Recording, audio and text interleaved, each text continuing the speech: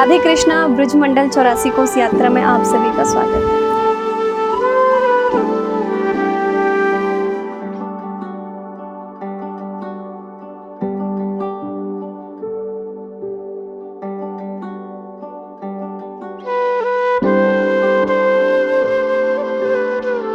तो देखिए, आज हम अपनी यात्रा लेके आए श्रीनाथ जी के द्वार। श्रीनाथ जी जो हमारे मुखारबिंद के पास हैं, तो हम गिरिराज जी के पूरा ऊपर पर्वत चढ़ के आए हैं। आज वो श्रीनाथ जी हैं जो दिन में तो नाथ द्वार यानी कि उदयपुर रहते हैं और रात में यहाँ पे आते हैं शयन करने के लिए। शयन करते हैं तो सुबह उठ के देखते हैं तो सारी चीज़ें बिखरी हुई मिलती हैं, मतलब लगता है कि कोई यहाँ पे सोया है।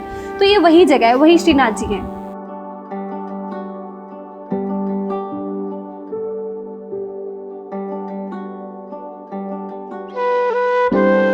कुछ वक्त से हम गिरिराज जी की ही यात्रा कर रहे हैं, तो हमारी ये वीडियो भी गिरिराज जी की ही है। जतिपुरा मुखारबिंद के पास से एक रास्ता है श्रीनाथ जी के पास आने के लिए, दूसरी रास्ता परिक्रमा मार्ग से होते हुए जाती है।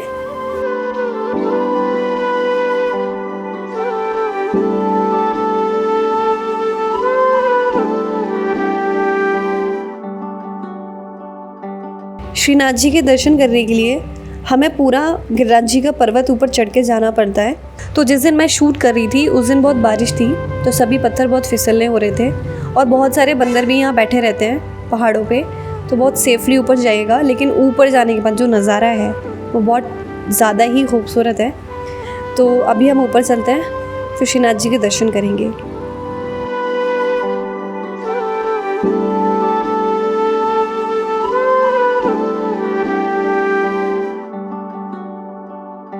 जब हम ऊपर आए तो हमने देखा यहाँ का नज़ारा बहुत ही ज़्यादा प्यारा था। ऊपर से मैं जिस मौसम में आई थी वो मौसम पहले से इतना सुंदर था।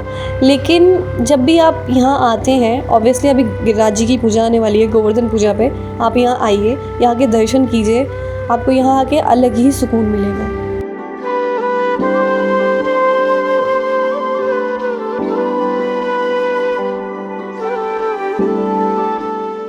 श्री गिरिराज धरण की, श्री गोवर्धन नाथ की। ये भगवान श्रीनाथ जी का मंदिर है। सारस्वत कल्प में श्रीनाथ जी का यहाँ से प्राकट हुआ था। गांव आन्योर के अंदर एक ब्राह्मण रहा करते थे, सद्दू पाणे उनका नाम था। तो ये जो मंदिर स्थित है वो गांव आन्योर और जतिपुरा के बीच में गोवर्धन पर्वत के ऊपर स्थित है। इस मंदिर में लगभग श्रीनाथ जी 150 वर्ष तक विराजे थे और इस मंदिर का जो निर्माण कार्य हुआ है वो आज से 500 वर्ष पहले हुआ, लगभग 1500 के आसपास में। तभी श्रीनाथ जी का प्राकट बल्लभाचार्य जी के द्वारा यहाँ से हुआ था और यहाँ पर अष्टयाम की सेवा शुरू हुई थी। अष्ट ही सखा सूरदास, पूमनदास, नंददास, कृष्णदास, गोविंद स्वामी, छी स्वामी, परमानंद दास, चतुर्बुद्ध दास, ये हमारे ब्रज की धरोहर हैं जो अष्ट सखा प्रभु श्रीनाथ जी के लिए यहाँ पद सुनाने के लिए आया करते थे। इस मंदिर पर इस प्रकार से ये मंदिर बना हुआ है कि इसके अंदर शिखर है, गुम्बज, जो पुष्टि मार्गीय मंदिरों में नंदाले टाइप से होता है, उसमें गुम्बज नहीं होती और शिखर पे 7 ध्वजा आते हैं। तो ये ध्वज का मतलब है हमारे पुष्टि मार्ग में 7 निधि स्वरूप हुए थे, उसके भाव से ये 7 ध्वज आते हैं। यहाँ पर 4 चौक बोले जाते हैं मंदिर में। बाद में एक राजा राय सिंह की बेटी अजब कुमारी उदयपुर में हुई थी, जो मीरा जैसी भगवान की भक्त थी। वो श्रीनाथ जी को यहाँ से भक्ति करके नाथ द्वारा उदयपुर ले जाना चाह रही थी, लेकिन ब्रजवासी उन्होंने पूरा मंदिर घेर लिया और कहने लगे कि प्रभु हम आपको यहाँ से जाने नहीं देंगे।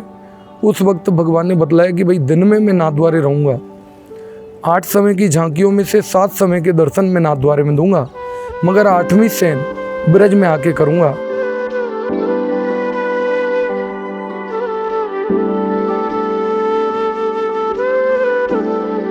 यहाँ पे किसी को भी श्रीनाथ जी की फ़ोटो या वीडियो लेना अलाउड नहीं है, तो दर्शन तो आपको खुद आके करने पड़ेंगे।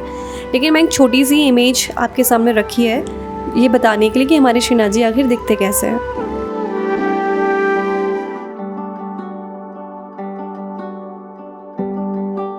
तो वो मंदिर का जो ऊपरी हिस्सा पर हम खड़े हुए हैं और आपको जो दर्शन करा रहे हैं वो ऊपरी हिस्से के करा रहे हैं। अंदर इसके नहीं जा सकते क्योंकि इस समय वो मंजिल उपयोग में नहीं है। घी तेल के टैंक भी बने हुए हैं बनने को तो यहाँ, वो तो ऊपर ही हैं, उनको आपको दिखाएंगे अभी। और 4 चौक हैं, जैसे ये अभी आपको मंदिर का पूरा ये चौक वगैरह दिखाएंगे। बाकी अंदर रसोई घर वगैरह जो बना हुआ है उसको नहीं दिखा सकते। तेल का कुआं है, यहाँ पे गांव से लोग तेल लेके आया करते थे और ठाकुर जी की सेवा के लिए स्टोर किया करते थे। अच्छा, ये तेल का कुआं ये है। तेल का कुआं। मंदिर की सेवा इतनी चला करती थी कि यहाँ से आप चढ़ के आए हैं तो वहाँ से ही सामग्रियाँ लगती थी मंदिर के अंदर तक। तो इतनी सारी सामग्री बनाने के लिए जितनी ज़्यादा तेल का ज़रूरत और घी की ज़रूरत हुआ करती थी तो वो गाँव वाले लाते थे और मंदिर के लिए स्टोर किया करते थे। वो तेल का है और ये घी का। ये जो बना हुआ है ये इतने एरिया में बना हुआ है, जो देख रहे हैं साइड में जो एरिया बचा हुआ है पूरा खोखला है अंदर से। घी का कुआं है।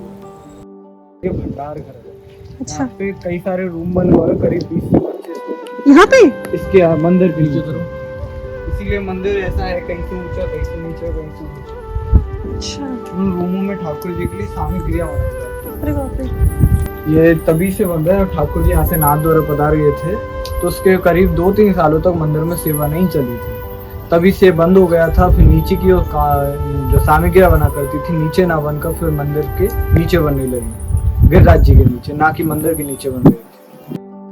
4 चौक बने हुए हैं, जैसे गोवर्धन चौक है, यहाँ पे गोवर्धन पूजा वाले दिन गायों को लाते थे और यहाँ पे पूजा की जाती थी। सामने आप जो चौक देख रहे हैं वो ठाकुर जी का कीर्तनिया चौक है। यहाँ पे कीर्तनिया बैठकर ठाकुर जी के लिए कीर्तन सुनाया करते थे और वहाँ पे झूला पलना डाला जाता था यमुना जी के भाव से। उस साइड में यहाँ पे ठाकुर जी का स्वरूप विराजमान है गिरिराज जी का, वो कमल चौक है। यहाँ पे गोसाई जी ठाकुर जी को रास खिलाया करते थे और ठाकुर जी अलग अलग रूपों से गोसाई जी को दर्शन दिया करते थे। ये जो गुम्बद बनी हुई है यहाँ पे, एक नाग दवन के भाव से, एक देव दवन के भाव से बनी हुई है और 7 ध्वजा जी धराई जाती हैं। यहाँ पे 7 बालक हुए थे गोसाई जी के, उनके 7 स्वरूपों के हिसाब से 7 ध्वजा जी लगाई जाती हैं। एक मेन कथा ये है कि वो रात के समय शयन करने के लिए गिरिराज जी आते हैं, श्रीनाथ जी। तो वहाँ पे जो भी सामान वो लोग रखते हैं, बिस्तर, पान, खाने पीने का जो भी होता है, तो सुबह के समय लगता है कि यहाँ पे वाकई में कोई सोया था, किसी ने ये सब चीज़ें खाई हैं। तो यहाँ पे रात में द्वार बंद कर दिए जाते हैं, जिस तरीके से निधिवन में होता है। आज की वीडियो में हमने श्रीनाथ जी के बारे में जाना, हमने उनकी कथाएं श्रवण की। अगर वीडियो पसंद आती तो प्लीज़ लाइक कीजिए, शेयर कीजिए और प्लीज़ मेरे चैनल को सब्सक्राइब करना ना भूलें। Thank you. राधे कृष्णा।